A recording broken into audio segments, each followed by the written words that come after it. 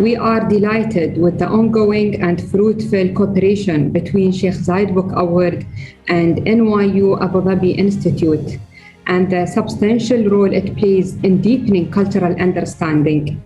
ألف ليلة وليلة 1001 Nights continues to be a major source of intellectual and literary cultivation for everyone around the world, enriching Arabic and global culture with an everlasting touch of inspiration. This is a stellar work that is open to research and analysis, actually, and that is what our distinguished guests are about to do in today's seminar. Thank you for joining us, and many thanks for His Excellency Dr. Ali bin Tamim, Chairman of Arabic Language Center and Secretary General of the Sheikh Zayed Book Award, for his leadership, counsel, and guidance. So welcome everyone.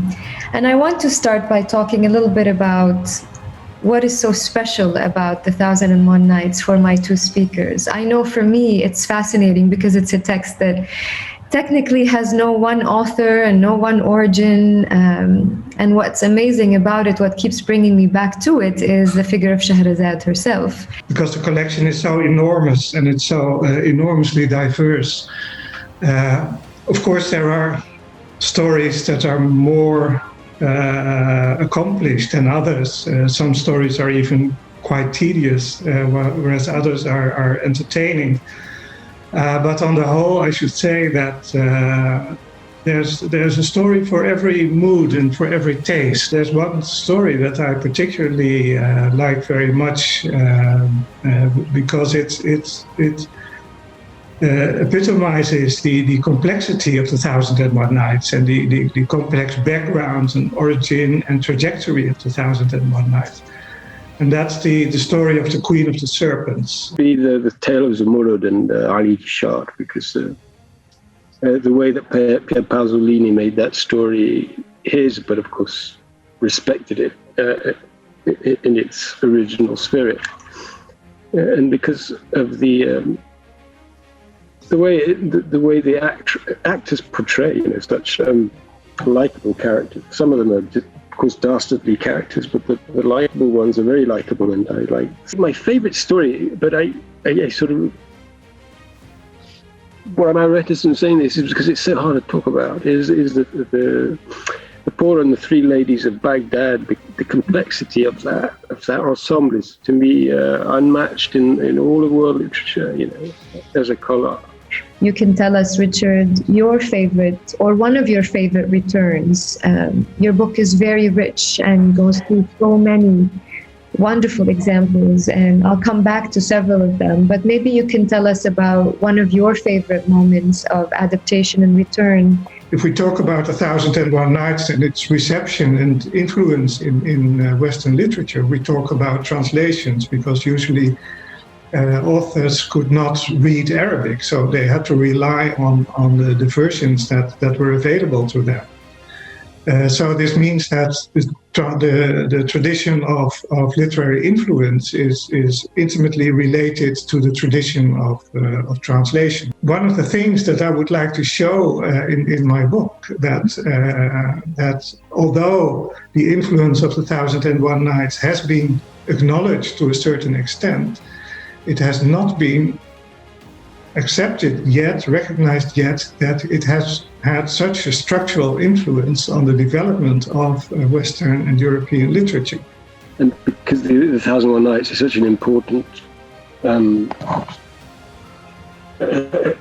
collection of texts for how narrative works, I think he's done a fantastic thing in allowing us to see further. Yeah. I really like Dominic Cook's adaptation of the Arabian Nights for the stage.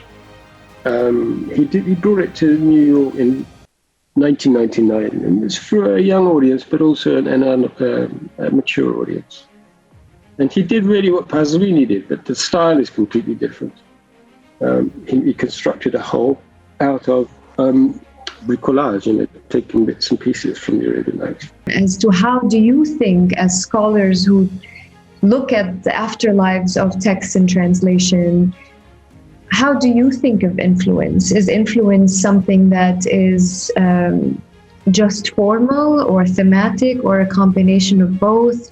The whole process of cultural and literary exchange has its own mechanisms and its own factors and dynamics. And so this is not only ideologically driven or politically driven, but also aesthetically driven. It is more or less required for literary work to be to make the transition from one literary field to another, to be to some extent adapted and accommodated to a new taste, to the new structure. The process of transmission requires this kind of change, this kind of adaptation, etc. And the point is for the 1001 Nights that, of course, the material itself lends itself very well for this kind of incorporation, because it has no author, it is very diverse. It's more or less a diffuse kind of text. The major influences of the Nights was in its realism and not the fantasy aspect of it. Well, an important element in this whole discussion is the question of authenticity. And what is actually whose property is a text, which is the and this is something which is very difficult to uphold in the case of the 1001 Nights, because its history is still quite ambivalent. Difficulty of chronology there in considering the history of the Nights. But I don't think it has anything to do with the Abbasids, actually. I think most of these stories came from Mamluk times, even those that mention Harun al-Rashid and Jafar. I think Abu Shamat. What are the ways, stylistically or otherwise, that we can think about making the Nights resonant and remain powerful and remain influential in the lives of newer generations, especially in English translation?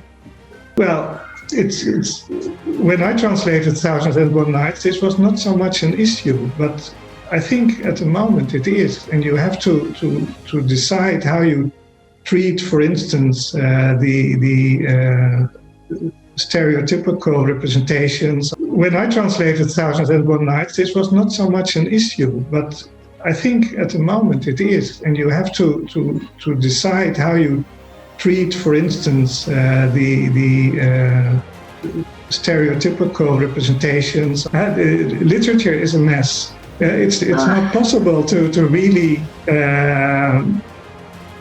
how do you say, drive the storytelling back into its cage. The whole idea of the 1001 Nights is that once you start telling stories, there's no end, and it will go anyway. It will go in all directions, and it will always create new stories. Thank you, Richard. Thank you, Philip, for this wonderful conversation.